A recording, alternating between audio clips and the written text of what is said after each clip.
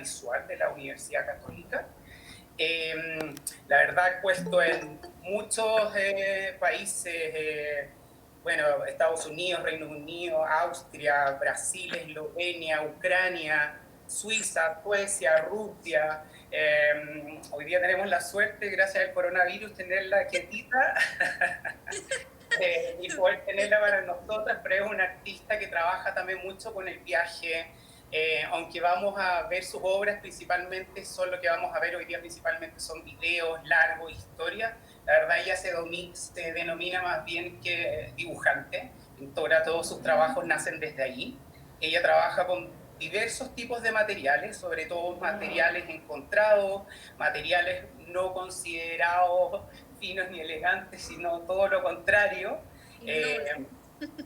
Y es muy bonito porque junto con trabajar con todo ese tipo de materiales que se van rápido, los cruza también con un trabajo site-specific que siempre está relacionado a la historia del lugar, pero al mismo tiempo los mezcla con escultura, con performance, con video instalación, por lo tanto sus trabajos son un cruce de universos que lo hace bastante único, y yo por eso creo que a tu corta edad ha tenido tan buena circulación. La Pilar también ha estado presente en la Bienal de Sao Paulo, que también es la segunda bienal más importante del mundo, por lo tanto la verdad su carrera y circulación es bastante admirable, así que hoy día vamos a poder ver un poco de ese trabajo y por tiempo te invito, los voy a invitar desde ya que empecemos a ver, Pilar, trabajo tuyo y con ese mismo ir conversando, si te parece.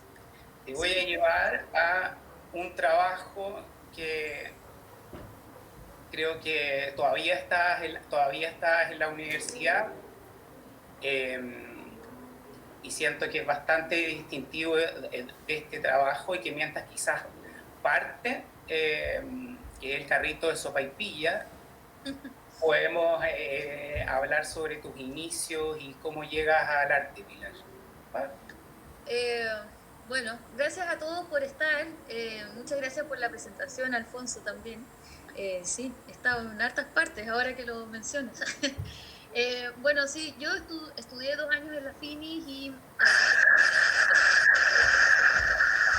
la Católica. Hay que sacarle el audio, claro. Sí, ahí lo bajé. Sí, y bueno, en el penúltimo año o algo así, me dieron muchas ganas de tomar clases, o sea, el curso de taller de producción de obra con Pablo Rivera, por el tipo de encargos que hacía en esa época. Así que, bueno, y Pablo tiene una súper trayectoria también de trabajo en espacio público, y yo tenía esta inquietud de sacar el dibujo al espacio público de alguna forma, pero saliéndose un poco como del graffiti, el stencil, el tag, o qué sé yo. Bueno, tomé el curso con él y nada, o sea, fue muy gracioso porque los encargos que hacía eran muy interesantes y justo ese año decidió no hacer ninguno. Y me quedé un poco con las ganas y dije, bueno, pucha, o sea, me quedo con las ganas de hacer algo en el espacio público, el dibujo, bueno, lo voy a hacer igual. Y este trabajo, Carrito Sopaipilla, es mi examen de grado de ese semestre. Antes de eso estuve trabajando con con el cartón forrado, que fue el material con el que trabajé por 2 años en esa época, porque era barato, fácil de encontrar. Yo hacía algunas ayudantías en la universidad, entonces podía comprarlo así fácilmente. Y me resultó fácil de usar también. O sea, mi primera idea fue de hecho como tomar una banca de alguna plaza, qué sé yo, cubrirla con una caja que fuera un poco similar a la forma de la banca y dibujarla encima. Era como el ejercicio, así como muy, muy básico, pero en ese hacer la caja me di cuenta como de que era muy entretenido darle como todos los detalles en volumen. Entonces al final hacer el dibujo no sé, en plumón y qué sé yo, ya no tenía mucho caso, porque en sí ya era un dibujo. Entonces así hice distintos, bueno, ahí creo que en la página se pueden ver o en algunas partes. Ahí vamos a ir siguiendo, solo para agregar que encuentro que es algo que hace muy especial tu trabajo, y tal como dices que quizás tu trabajo nace de inicio el dibujo y estas historias que están en la delgada línea entre la realidad y la ficción, pero lo interesante de tu trabajo es cómo se desplaza y muchas veces utilizas esas propias esas propias historias que pasan. Y creo que este es un excelente ejemplo porque ya en tus inicios, queriendo abordar desde este cartón y esta estructura la idiosincrasia que estaba pasando ahí, lograste quizás acelerar o generar una situación que también dentro de la viene a pasar a futuro y quizás la voy a, bueno, esperemos ahí que adelanta como ahí la historia, pero creo que es bien interesante en cómo se cruzan estas historias que empiezan a salir desde los mismos lugares. Claro, o sea, los primeros trabajos que hice antes de este eran más bien poner un objeto de color blanco solamente y reemplazar al original con estos objetos. Lo ponía en lugares donde faltaba, por ejemplo, una banca o un teléfono, qué sé yo. Pero en este caso esta es la primera vez que yo decido estar junto con el objeto. O sea, yo uso el objeto para algo y me vale un poco como excusa para mantenerme ahí y estar ahí un rato. Y lo que decidí hacer en este caso fue trabajar justo afuera del metro Irarrázaval, que quedaba ahí como 1 o 2 cuadras de mi taller. Yo tenía taller ahí en Irarrázaval con Avenida Italia, con un grupo de amigos, exalumnos, qué sé yo, de la Católica.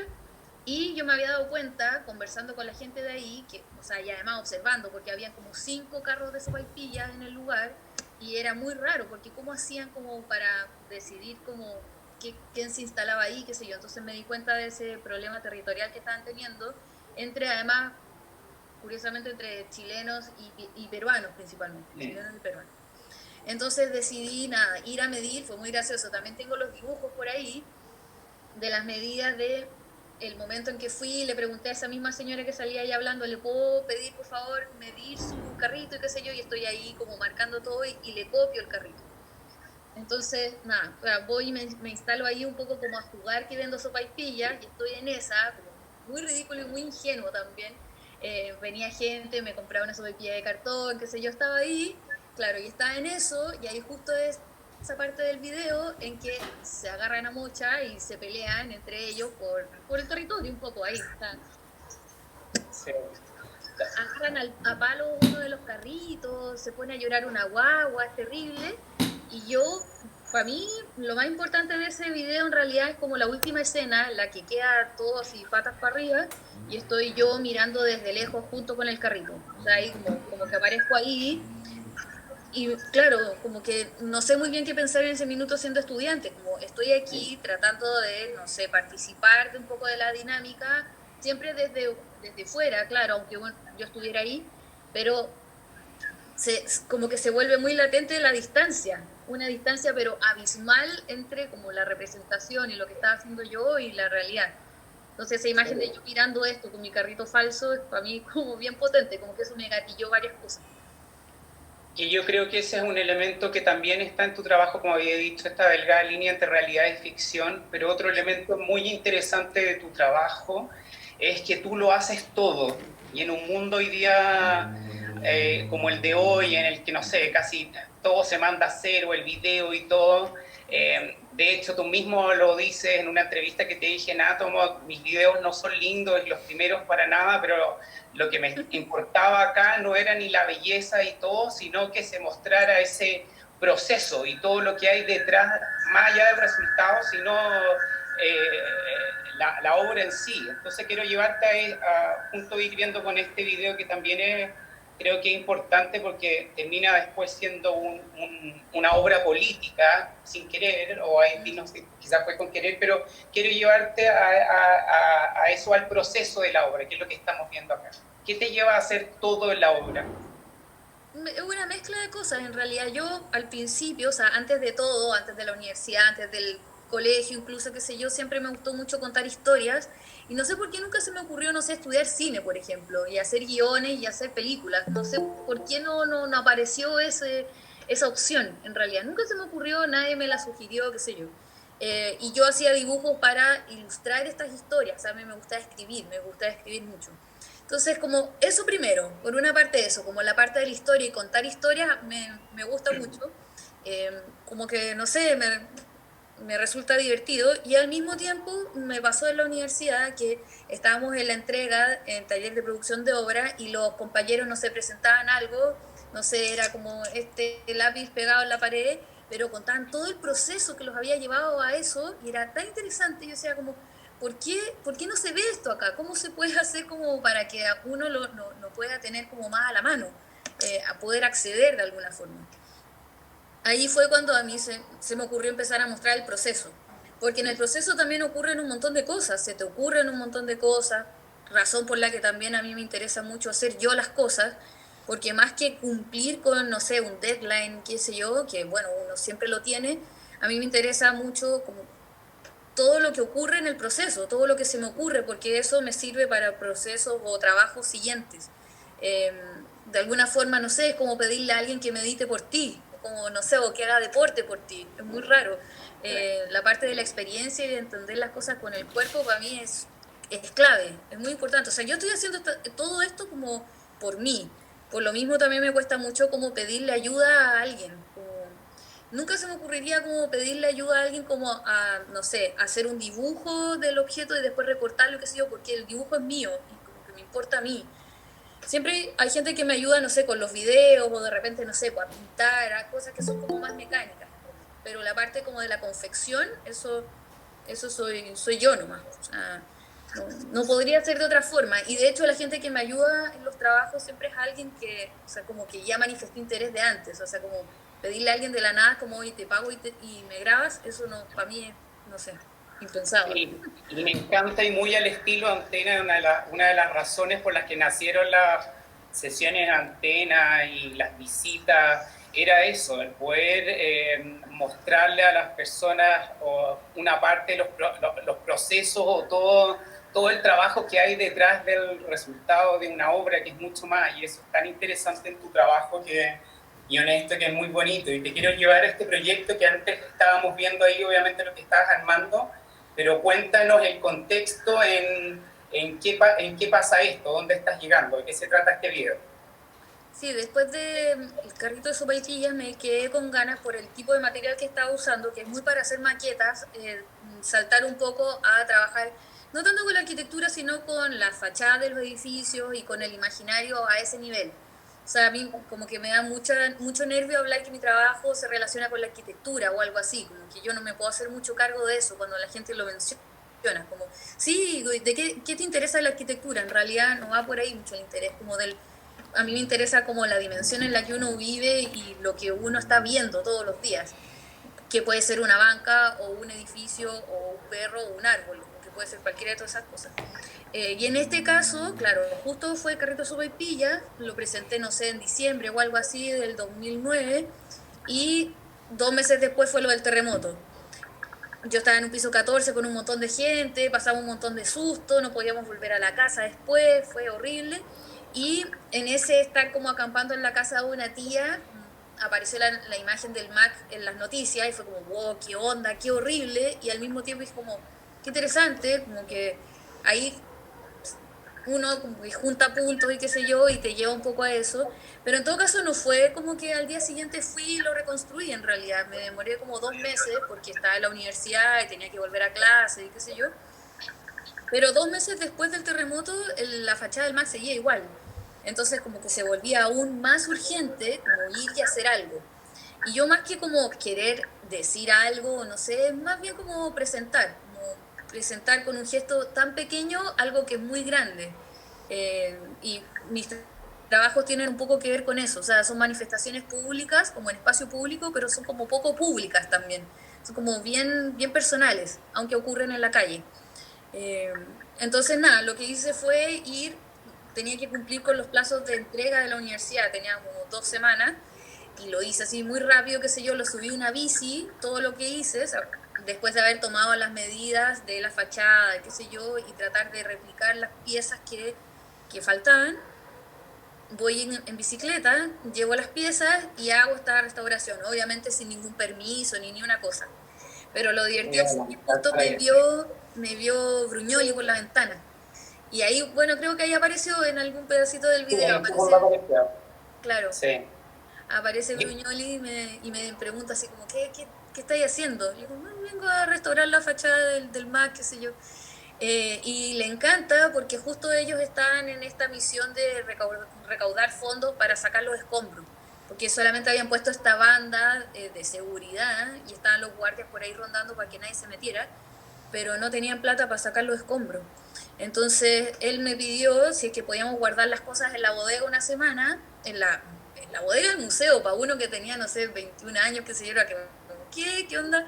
Bueno, lo guardamos ahí y una semana después lo volvimos a instalar y en esa semana el Mac hizo un montón de difusión, apareció en los diarios, qué sé yo con mi bici, fue una locura.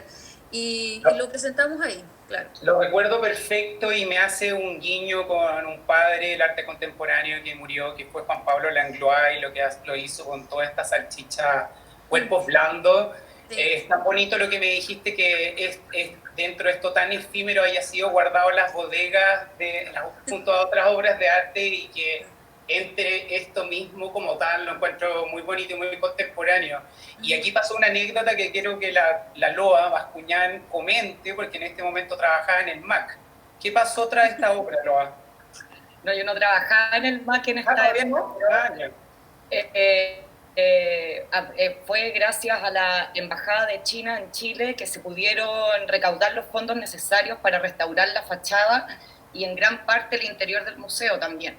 Y fue una pieza muy emblemática porque de alguna manera sirvió para recaudar los fondos. Mira, ahí está la Elizabeth, la secretaria de Bruñoli. Muy buena onda.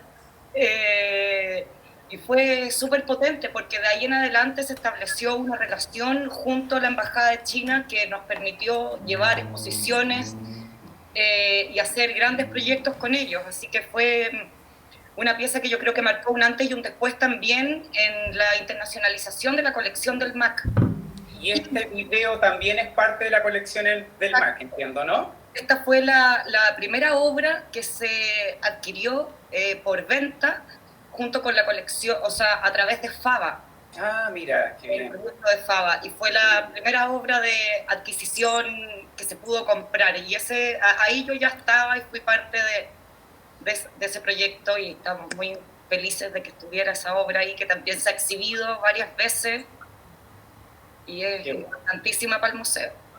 Quiero llevarte a otro ejercicio de reconstrucción, Pilar, y abordar mucho más el tema, que aunque digas que no, dices que obviamente algunas veces se te ha relacionado quizás por la utilización de materiales que podrían ser también de maquetas o de arquitectura vinculada a la arquitectura, pero tú dices que más bien tu estudio va más bien de analizar la arquitectura, más bien desde esa ficción contada ahí o ese momento. Quiero más bien como que tú abordes hay un concepto tuyo sobre el mirar o lo que está concebido que me parece súper interesante, que este trabajo empiezan a tener algo de eso. Sí, en el caso de reconstrucción de Estación Pirque, todo parte por una tía, es una amiga de mi mamá en realidad, mi mamá es arquitecto, y una amiga suya que estudió en la Chile también arquitectura, hace clases de historia, y la María Paz Valenzuela. Y un día la fui a visitar y me mostró imágenes de la estación Pirque, o sea, como que ella vio lo que venía haciendo, y me dijo, mira, creo que te podría interesar esto, y me muestra una imagen de la estación Pirque.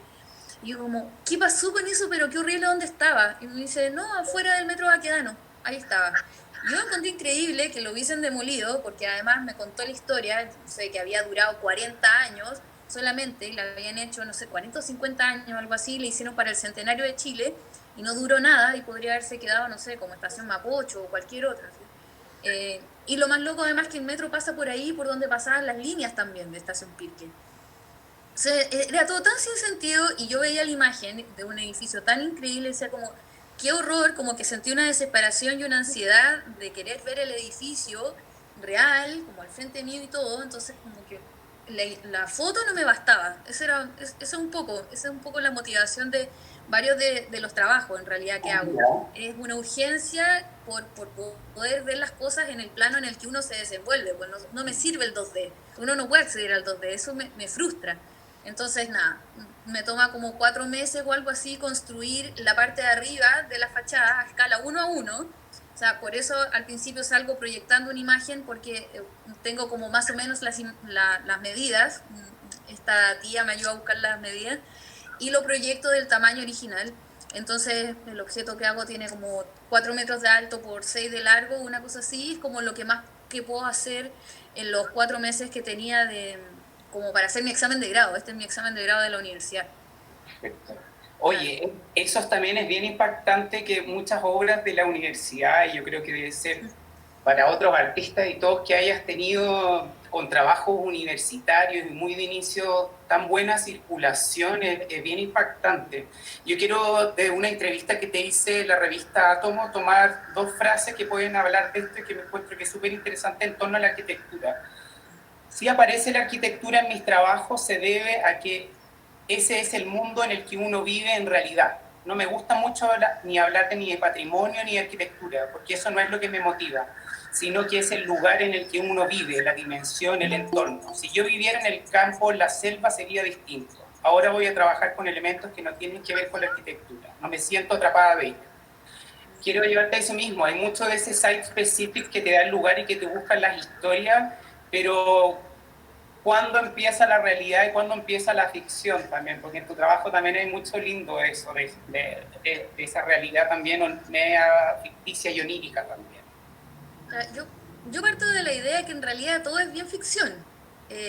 Por lo mismo, no sé, cuando me cuentan una teoría de cómo se, no sé, constituyó el mundo, o que en realidad, no sé, la Tierra es plana y en realidad no, y qué sé yo, o sea, mientras me cuentan eso, para mí, en el caso, tomemos el caso de la Tierra plana, qué sé yo, cuando estoy leyendo eso, por esos minutos que dura, para mí la Tierra es plana, como, wow, no te puedo creer, y como que entro un poco en ese juego, qué sé yo, termino de leer eso y como, ya, bueno, todo vuelve a la normalidad.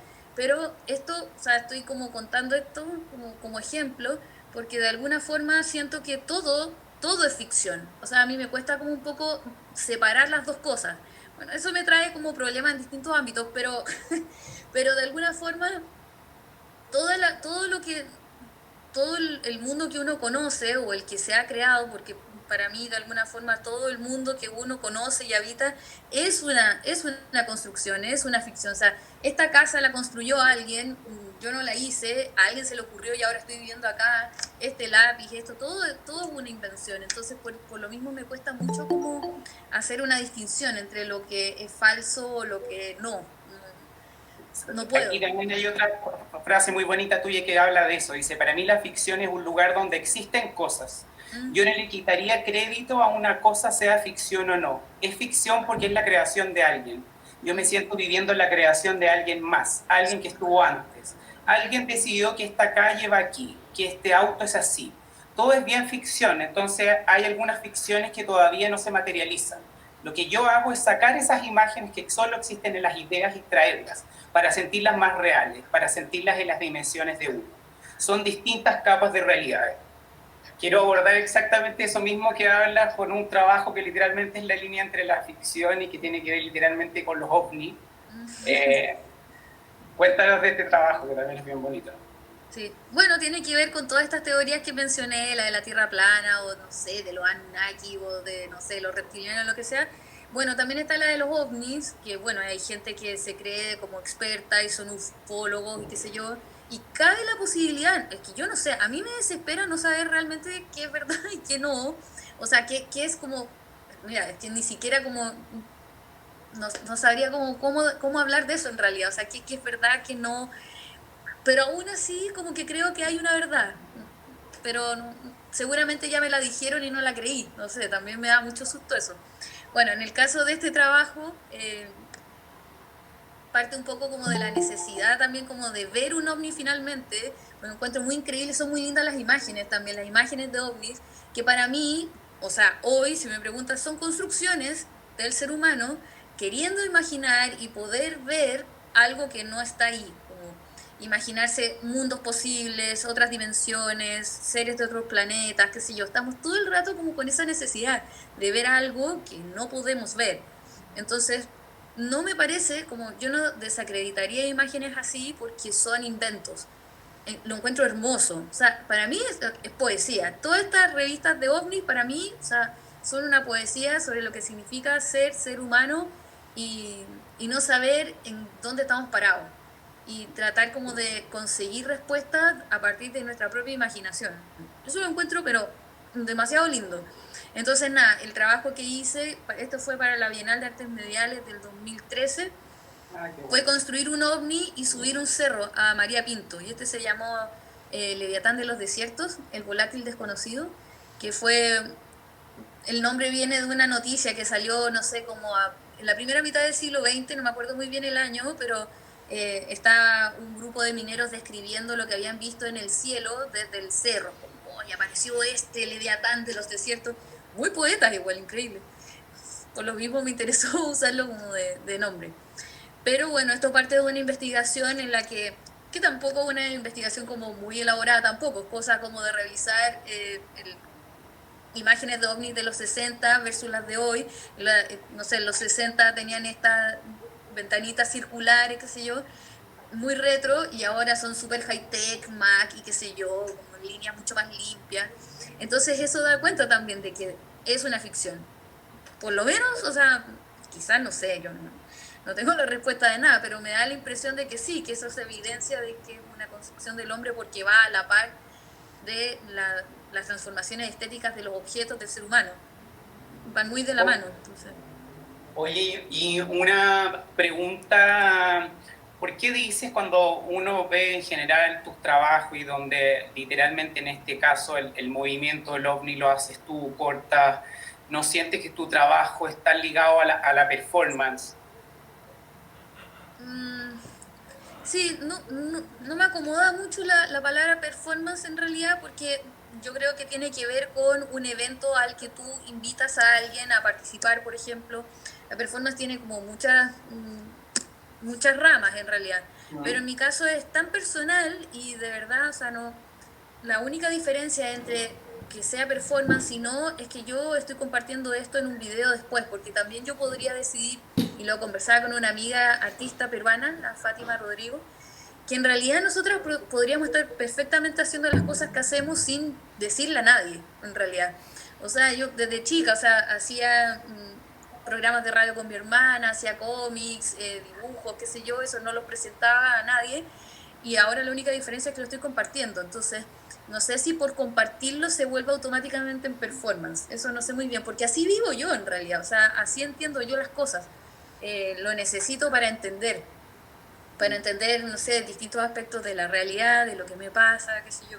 Entonces, no sé, adquiere como categoría de performance solamente como por compartirlo, quizás sí, no sé, pero como en mi caso es algo como es personal, es súper personal también, como todas las cosas que hago como para poder entender ciertas cosas que no sé, es como pensar que toda mi vida es una performance un poco, no sé, o sea, mientras yo dibujo eso, no sé, pues, como estar haciendo una performance ahí también, no sé.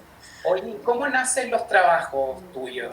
¿Cómo nace el proceso creativo de estas historias? ¿Nacen de más bien invitaciones, buscas invitaciones o diseñas proyectos que después los presentas? ¿Cómo empieza? Ponte tú, porque en este caso es una residencia que postulaste tú y que pudiste estar en Nueva York, ¿cierto? Sí.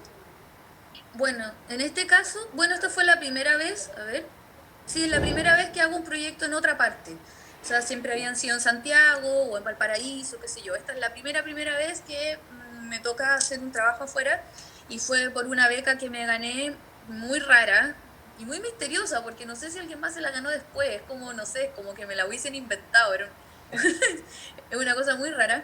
Es una beca francesa que se llama Jean-Claude Bernal, que le ofrece plata a los artistas para que vayan a cualquier parte del mundo que quieran solamente para viajar. O sea, a la beca le importa que los artistas viajen. De hecho, yo hice este trabajo y no sé si lo vieron, como que se los mandé y no les importó. Yo postulé, alguien me dijo, como en una fiesta o algo así de broma, así como, oye, supe de esta beca para artistas que trabajan con papel, porque Jean-Claude Bernal creo que era, no sé, tenía una imprenta o algo así, y después inventa esta beca. Entonces yo dije como, bueno, sí, podría postular, no sé, veamos. Y se demoraron como en un año en responderme y todo, yo ya lo daba por perdido y después dijeron así como, sí, ganaste y que te vaya bien. Ya, y estuve como 3 meses en Nueva York, pero totalmente sola en realidad, o sea, teniendo contacto con artistas que estaban allá, artistas chilenos que estaban, no sé, por Becas Chile, estaba el Cristóbal Sea con la Connie Alarcón, por ejemplo. Bueno, está el Felipe Mujica, la Francisca Benítez, o sea, ahí como que me armé un poco en la residencia, pero fue súper así. Muy autogestión en ese sentido. ¿Y cuándo empieza tu trabajo? Mira, qué interesante que digas que este es el primer trabajo, que es el 2014, que haces afuera, y después empiezas una serie de proyectos que desarrollas en el exterior, y de hecho te quiero llevar a uno que creo que es muy, muy interesante en la relación que, bueno, siempre has involucrado personas, pero este creo que ya literalmente podría, como se le llama, arte relacional, el poder involucrar comunidades, este trabajo ya lo lleva a la perfección. Sí. Bueno, después de haber ido a Estados Unidos, a Nueva York a hacer este trabajo, los de Blog nos reciben la invitación del Pincho Art Center para proponer artistas para el premio. Que creo que se saltan como unas etapas de presentación, como de postulación y qué sé yo. Nada, me presentan a mí junto con otros artistas y postulo y qué sé yo, y quedo preseleccionada, quedo en la selección final del concurso de Pincho Art Center, y el curador de esa época me invita a hacer algo que vaya un poco en la línea de reconstrucción de Estación Pirque, que es como construir algo que no solamente es importante en el lugar donde va a estar instalado, sino que también en su recorrido para ser instalado ahí. Que parte del proceso de construcción y de instalación forme parte de la obra final. Porque además eso convoca a la gente para poder participar y le da presencia en la ciudad, y el recorrido también se vuelve súper importante. O sea, es como un pequeño carnaval un poco. Entonces pensamos algo en relación a eso. Me dijo, pero haz lo que quieras. A mí me interesaría que hiciéramos algo de ese tipo, pero dale tú y piensa lo que quieras. Entonces, nada, yo encuentro la historia de esta fuente, que se llama la Fuente de la Amistad de los Pueblos, que se hizo para la independencia de Ucrania, se instaló ahí para la independencia de Ucrania y duró 10 años. Y después la sacaron para poner un centro comercial en vez de eso. Y ese gesto lo encontré muy violento, muy agresivo, y hice como un poco el link con Plaza Italia, Plaza Dignidad hoy, en que se ha tratado de distintas formas, tratar de que el lugar se deje de usar como centro de protestas, pero igual, no importa lo que hagas, o sea, es para eso, y punto. Y eso mismo pasa en Kiev, en Ucrania, con el lugar donde está la fuente, que es Maidán, que justamente en ese año, en el 2014 y el anterior, 2013, se tomó por la gente por distintas razones políticas, como elecciones fraudulentas, el problema de límites con Rusia, qué sé yo. Entonces se juntaron varias cosas y dije como, bueno, voy a reconstruir esta fuente. La quería hacer, de hecho, entera, con todas las partes, pero hice solamente la copa porque tenía 2 meses y medio y me gusta hacer las cosas yo sola, entonces era como el tiempo que tenía. Y los de Pincho Art Center lo que hicieron fue como una convocatoria abierta, y apareció en las noticias y también en los diarios, qué sé yo, y la gente se inscribía para poder... ¿No? Oye, a propósito de tu trabajo, Pilar, nos pregunta Patricia Rivadeneira, ¿quién te graba todo el tiempo ahí mientras viajas en tren o mientras ejecutas este otro trabajo? Cuéntanos un poco esa parte también. Bueno, depende en realidad, pero en los últimos, no sé, 10 años, o me grabo yo sola, en el caso ahora de Pinchuk había alguien del lugar, y las otras veces, no sé, lo de Nueva York, por ejemplo, fue el Sebastián Rifo, que también es parte de Mitch, del colectivo de arte, y el Alexis Llerena. El Alexis me ha acompañado, pero así, a montones de aventuras, no sé, a la selva, a caminar por el sur de Chile, qué sé yo. El Alexis es como el máximo, no sé. Y él ha aprendido mucho también, ¿o no? Hablas como, porque todo el tema de los videos no lo estudiaste, sino esto ha sido aprendiendo en el hacer. Sí, o sea, yo ahí de patúa nomás, de Barça, me fui metiendo en la parte de la edición, y por eso después me fui metiendo como un poquito más en la ficción, porque empecé a jugar con esa herramienta, que también para mí tiene un poco que ver con maqueteo, o sea, también es cortar, pegar, qué sé yo, o sea, como que ahí hago como la conexión.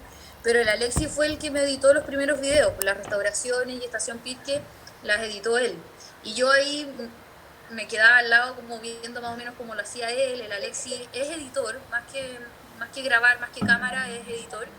Y bueno, al mismo tiempo también es parte de otro colectivo que se llama TUP, que es Trabajos de Utilidad Pública.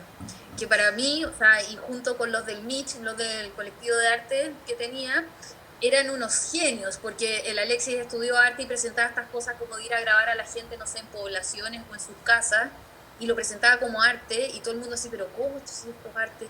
Bueno, entonces ahí como que nos Bueno, agregó. tu trabajo tiene eso también, porque quizá hay muchos socios también que se preguntan en todo, bueno, ¿qué es lo que se comercializa acá o todo? Son como proyectos obviamente que se ve mucho más el proceso, más que como la realidad. Y este trabajo es bien bonito porque, tal como dijiste tú, esta invitación fue hacer esta pileta.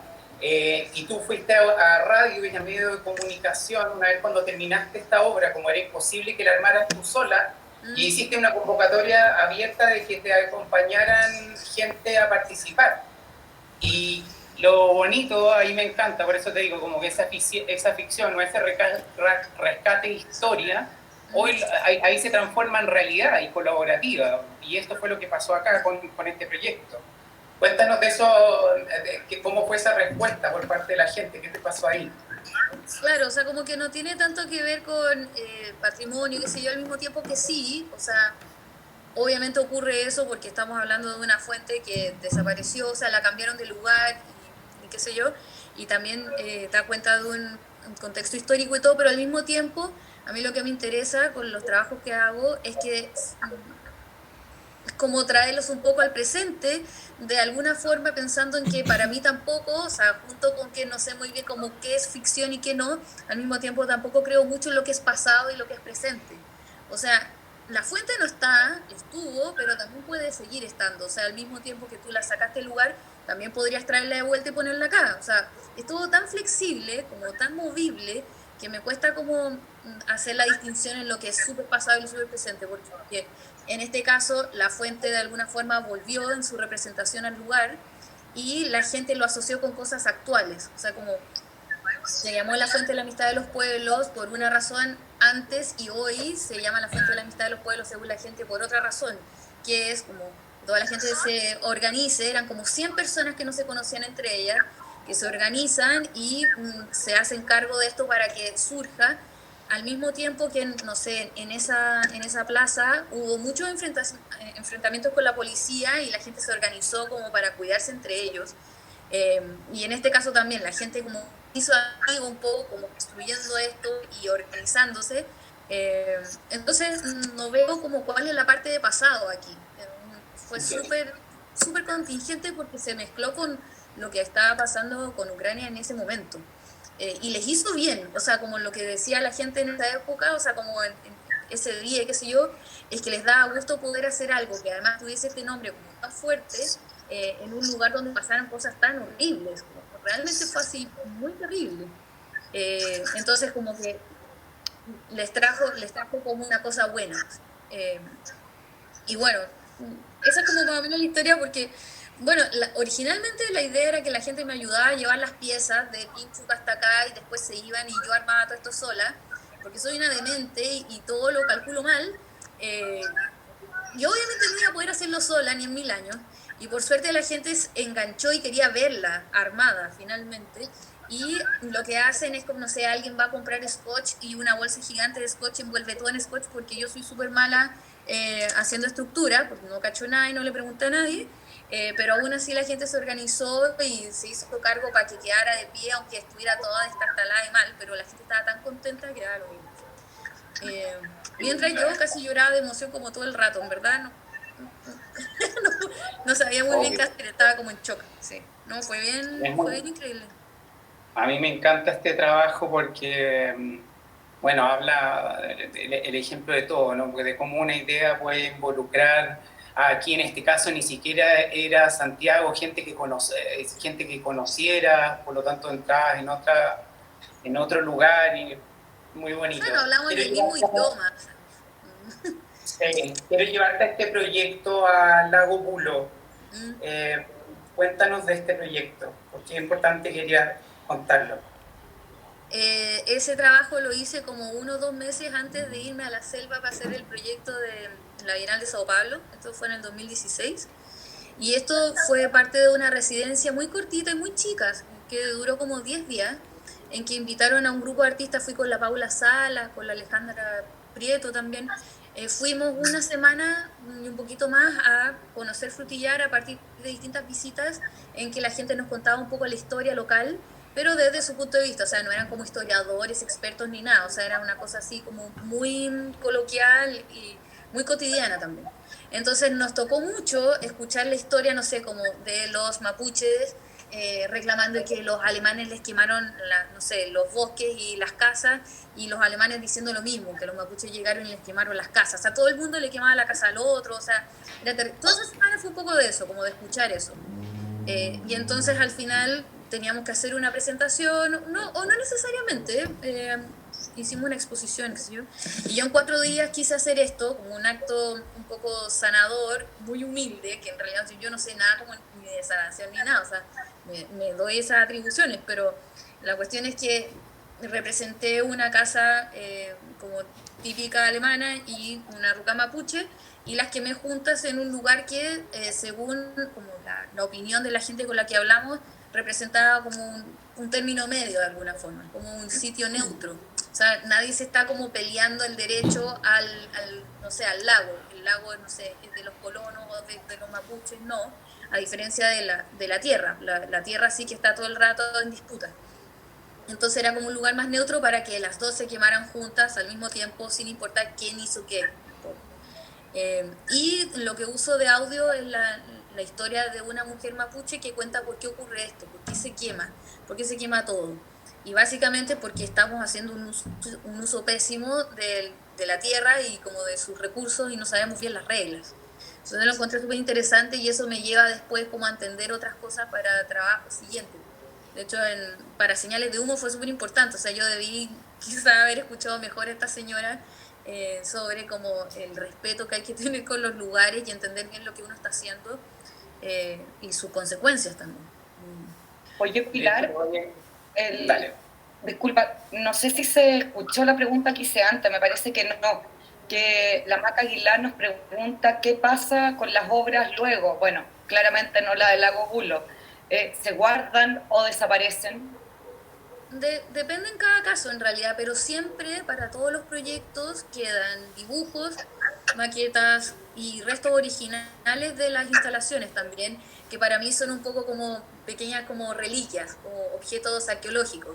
De hecho, para Lago Bulo hay unas piezas, que una de hecho está en la colección de Claudio Engel, que lo estuvo mostrando ahora para el contexto de Chaco, qué sé yo, él mostró las fotos, me parece, el video, y hay un dibujo, y hay un dibujo que están los dibujos pequeños, que son que me sirven como para pensar, y los dibujos más grandes que tienen las medidas, que también son muy bonitos y yo los uso, tienen como una función práctica. Entonces todos los trabajos dejan un poco de eso y quedan los videos y quedan los dibujos, y en algunos casos, que no sé, quizás más adelante puede aparecer alguno, los objetos quedan porque son de materiales que son más resistentes, que no están pensados como para que se destruyan. Pero hasta ahora hemos visto puros trabajos que están pensados para que se destruyan y para que aparezcan solamente por un minuto, son como apariciones un poco. Pues no son todos así. Cuéntanos de este trabajo de señales de humo. Esto fue como 2 meses o un mes después de haber hecho lo del Lago Bulo, en que quemó las casas. Y esta fue una invitación de Jochen Folz, que fue el curador de la Bienal del 2016 de Sao Paulo, que primero vio un trabajo que se llama Cementerio Indio, en el que hay un descubrimiento de un cementerio indígena como de 60 cuerpos en Pedro Valdivia con la calle Europa, como cerca de Providencia. Claro, y él vio esta exposición que fue en la CCU, que lo invitó a la Alexia Tala, y ve este trabajo que es como bien fortuito. O sea, yo estaba sacando fotos de las casas, no sé, como en Providencia, qué sé yo, y justo se me ocurre hacer el seguimiento a la demolición de una casa y 2 semanas después encuentran un cementerio indígena ahí. Entonces como que me siento un poco responsable como para compartir la información sobre este descubrimiento con la gente y hago una caseta de informaciones, qué sé yo. Bueno, está en la página el proyecto. Jochen ve eso y me dice: te quiero invitar a esta bienal que se llama Incerteza Viva y te invito a hacer algo o en el Amazonas o en Mato Grosso o en Sao Paulo. Es como, bueno, me voy a la selva, obvio, cuando más, y nada. me pongo a investigar y él estaba investigando sobre la historia de Mato Grosso, de la selva y cómo se había constituido, y estaba esta teoría de que era como un cultivo abandonado de civilizaciones anteriores. Entonces yo le seguí un poco la cuerda de eso y investigando encontré la historia de este explorador inglés de apellido Fawcett que fue a buscar la ciudad perdida de Zeta, que es una ciudad que no es tanto como El Dorado, sino más bien como en la Atlántida, una cosa así. Y el tipo estaba súper convencido, aunque todo el mundo le decía así como, no, para, olvídate esto, no es cierto. Le bastó con que una persona le dijera que era cierto y el tipo fue a buscar la ciudad como en 1926 y se perdió. Y después de eso, nada, quedó el dibujo del hijo que recibía las cartas del papá en Inglaterra, y el hijo era súper buen dibujante y hizo un dibujo del portal a esta ciudad, y mucha gente fue a buscar la ciudad después de que este tipo se perdió, porque fue una comitiva muy conocida en la época, o sea, hasta los Rockefeller le pusieron plata para buscar esta ciudad, o sea, todo el mundo sabía, está todo el mundo metido en eso, considerando que no había ni Instagram ni nada como para seguir un poco como la misión, pero la gente estaba atenta, como por los diarios, qué sé yo, y todo se sabía con mucha lentitud, pero aún así la gente estaba muy pendiente. Y se perdió un montón de gente buscando esta ciudad. Entonces yo dije como, bueno, qué ganas yo también de verla, o sea, me gustaría verla y también me siento motivada por, igual que esta gente, como por ir a buscarla, y la forma que tengo para encontrarla es ir y reconstruirla o representarla yo misma, como descubrirla en su representación. Eso es como el principio de este proyecto. También, o sea, está la necesidad como urgente de ver algo eh, y hacerme cargo de eso, como no ser como víctima en parte como de, ay, qué pena, que no se puede ver, como, no, yo lo voy a hacer, voy a lo construir. Eso también me vuelve un poco víctima, porque igual lo paso mal en esta búsqueda, muchas veces. Pero nada, o sea, fui con este grupo de amigos a la selva y hicimos eso. Fuimos a construirlo. Esto está hecho, ahí se ve como unas camas de pasto o paja y de encima yeso. Yo voy cambiando los materiales dependiendo de la necesidad del proyecto. O sea, esto no podría haber sido de papel o de cartón. O sea, porque es un portal que aparece cierto tiempo y después desaparece. O sea, como es una aparición, se abre un portal y después se cierra. Eh, el tema, eso sí, es que no sé muy bien hacia dónde lleva ese portal y esa es como la parte que a mí me preocupa de este proyecto. Para mí es como bien maldito, es un proyecto bien maldito porque tiene una inscripción arriba que todavía no logro descubrir qué dice ni nada. O sea, a pesar de todo lo que le compartió a la gente esta inquietud, aún así. Eh, y pasaron hartas cosas bien terribles que también aparecen en el video, que para mí es como una primera película, como mi primera como intención de meterme un poco como en el cine, pero también muy patúa porque no sé nada, o sea, no estudié ni nada. O sea, pero bueno, esta es como una primera motivación, o sea, como un primer pie como en el mundo del cine. Me da vergüenza, pero tiene una historia. No, pero es bonito eso porque tu trabajo hoy día, ya entrando por tiempo y todo, a ver los últimos dos trabajos y adelantarle que vamos a ver una primicia de una exposición que está preparando Pilar. Quiero llevarte a este último trabajo que es Contra Resplandor, y donde también, ayer te preguntaba o antes de ayer cómo ha ido evolucionando tu trabajo y tú te decías que te estás grabando menos y que estás trabajando, queriendo explorar mucho más el largo, el Claro. cine, de hecho. Quiero, antes de que hables esto, porque de lo mismo que dijiste antes, que tus trabajos requieren mucho, al hacerlos completamente tú, me imagino que tienes un desgaste enorme. Entonces, yo te pregunto, ¿qué te pasa al terminar tus trabajos? Pues lo mismo quizás en la línea con la Maca Aguilar, el resto de las horas que queda, pero ¿qué pasa contigo? Al terminarlos, los trabajos dejan secuelas emocionales y físicas. Mientras estoy haciendo los trabajos, siento que estoy haciendo lo que tengo que hacer. Me emociona estar, por ejemplo, con los pies todos cochinos, con barro, como fue para la Bienal de Sao Paulo. Cuando termina me da un poco de pena. Necesito pasar a algo más. Ya, soy bien incansable en ese sentido. Siempre ando buscando. Me empiezo a atormentar si me quedo ahí, viendo lo que ya inventó alguien más. Quiero ir y encontrar cosas que no están aquí. Salirme de lo que ya es. Qué desesperante, sí, es súper así. Por eso no lo estoy pasando un poco mal. No lo estoy pasando mal, pero Eh, en el caso de ahora, por ejemplo, estoy en Coyhaique y vine a buscar unas imágenes. O sea, yo estoy un poco en esa, como buscando imágenes que no existen hasta que uno las hace. Creo que todos los artistas de alguna forma están en esa, los artistas visuales, qué sé yo. Pero nada, o sea, me urge que no voy a poder traer esas imágenes que vine a buscar todavía por todas las razones de la contingencia. Pero sí, me pasa un poco eso y ahora también, o sea, igual ha tenido que cambiar un poco mi misión acá y hay otras imágenes que fueron apareciendo que tengo que hacer. O sea, antes de irme de aquí las quiero como recoger y llevármelas. Sí, soy bien inconformista. O sea, como esa cita es bien, es bien de alguien muy inconformista, pero muy optimista al mismo tiempo. O sea, como que podría como chorearme y decir como, ay no, como todo es tan como tan fome y tan normal y tan lo mismo siempre, pero voy un poquito más allá, como trato como de estar todo el rato como accediendo a otras posibilidades.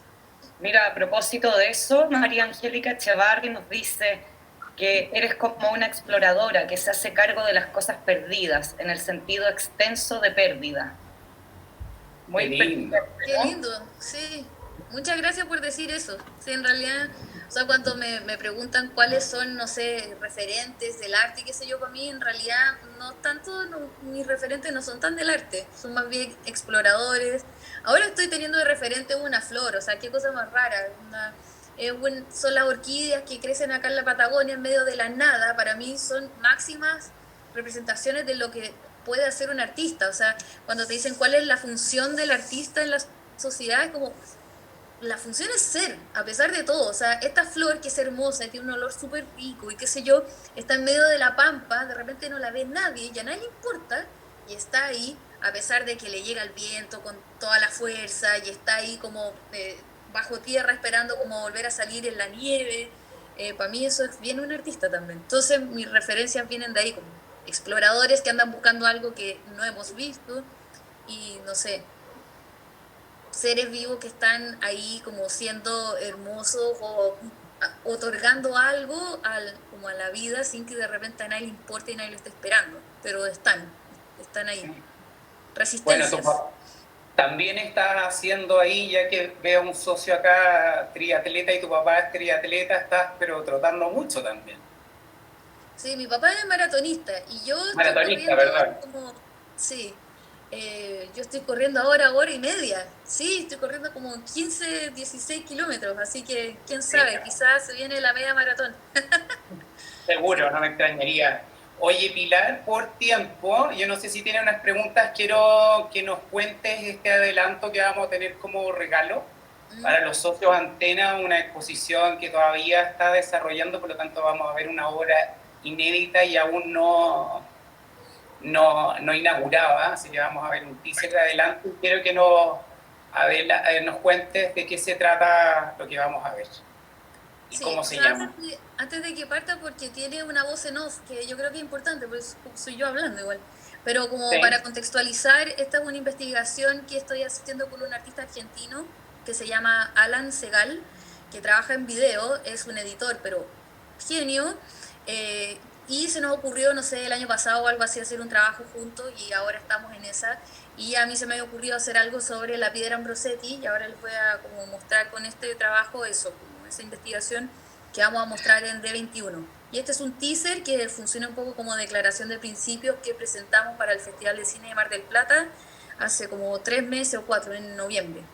Así que sí, estoy participando en me cosas que tienen encanta. que ver con cine, sí, qué emoción. Que Alan trabaja en cine también. O sea, Y lo invito a escucharlo porque habla mucho de ti, encuentro errores yo. por efecto óptico. Tengo tatuados en el cerebro. ¿Acaso la información puede entenderse como error alguna vez? Puede ser, pero no por eso se hace desaparecer. Se transforma, se desarrolla, se cambia, claro. Pero desaparecer, hacer desaparecer información es el mayor acto de violencia. Históricamente se ha ejercido poder así. Mientras escribía esto, recordé ese lugar común.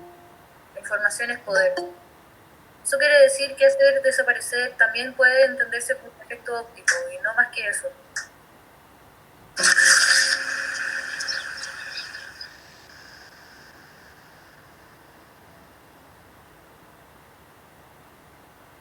¿Quedó algo del incendio de la Biblioteca de Alejandría, solo quemarla.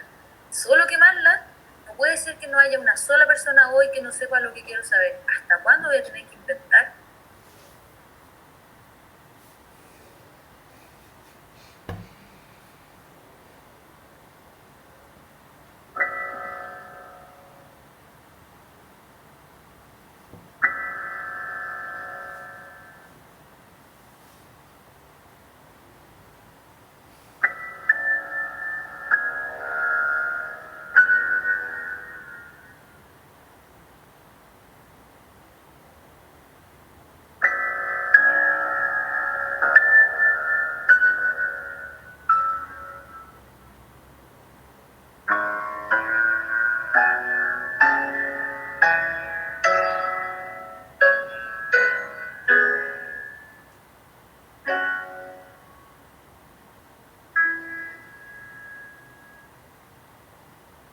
Voy a copiar aquí el correo que le escribí a Alan el 3 de mayo. Leí tu entrevista, tomé apuntes. Me quedó dando vueltas lo que dijiste sobre grabar en 16 milímetros. Que costaría saber a la primera de qué época es la película. Qué mal que no pudimos grabar la parte en que tú mides el monolito con la aplicación del celular y yo con el cuerpo. Hay que hacerlo.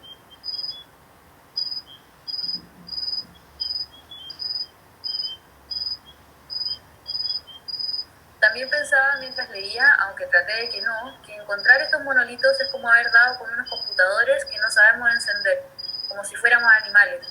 Por eso está bueno lo de representar un tiempo inexacto, porque no sabemos qué cultura es más avanzada, la de los monolitos o la nuestra.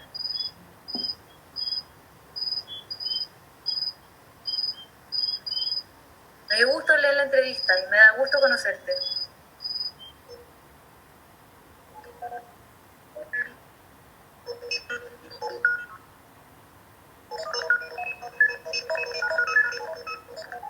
En algún momento quedó como información genética este mantra: me cago en todo. Como sociedad le hacemos en la pena ese lujo de oración. Siempre se anuncia el cenit o nadir, puntos de vista, de nuestra experiencia en la Tierra disfrutando de nuestra falta de norma natural. Norma natural, nuestros zapatos, nuestros tenedores, nuestros montones de cosas. Me voy a acampar a la selva y me avergüenzo. Ese fue mi 2016. En cambio, mi 2019 es así. Me encuentro con una cultura que nadie sabe ni cómo se llama ni qué fue de ellos, cuyo propósito para con este mundo está tras un vidrio ahumado. Montones de años después llega esta cultura, la nuestra, que ya conocemos, y vaya que nos tiene hartos, recolecta todo lo que quedó de esa cultura misteriosa que menciono, vibra bajo el delicioso mantra, me cago en todo, y manda todo ese material recolectado a las conchas de su abuela. Eran monolitos creados por el ser humano porque los necesitaba, intuyo, zapatos, tenedores. Los usó, líneas punteadas, párrafos de líneas punteadas, me atrevo a decir, quién sabe. Llegan otros tipos, se encuentran los monolitos, se maravillan, se encandilan con la luz de un lejano paraíso misterioso y se cagan en todo. Plantas, animales, luna, sol, energías vibratorias subterráneas, atmosféricas. Me cago en todo. El ser humano por el ser humano, nada más importa. Humanos con zapatos, con tenedores, mirando por la ventana. No nos importa ni lo que fue antes, que el progreso es un toro salvaje que ni el payaso más audaz puede dominar.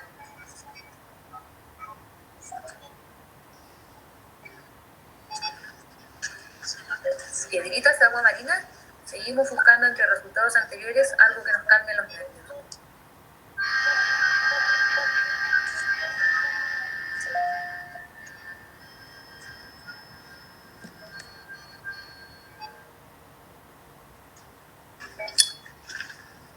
¿Qué va primero? El misterio. ¿Qué va primero? Saber que un lugar es especial y luego de eso la necesidad de señalarlo. O algo ya señalaba algo y eso nos hace pensar que ese lugar es especial. No sabemos nada. Primero y segundo, el símbolo y el significado. Y si el símbolo ya no está, ¿ese lugar puede seguir significando lo mismo? ¿Qué importa en todo caso? Las cosas no significan lo mismo nunca. No significan lo mismo para ti que para mí. Por eso la piedra Ambrosetti es un proyecto de dos. Uno no es suficiente. Bueno, nunca lo es. Uno mueve las manos unidas contra el sol tratando de no quemarse la cara, tratando de ser autovalente. La ficción es al rescate del resguardo personal.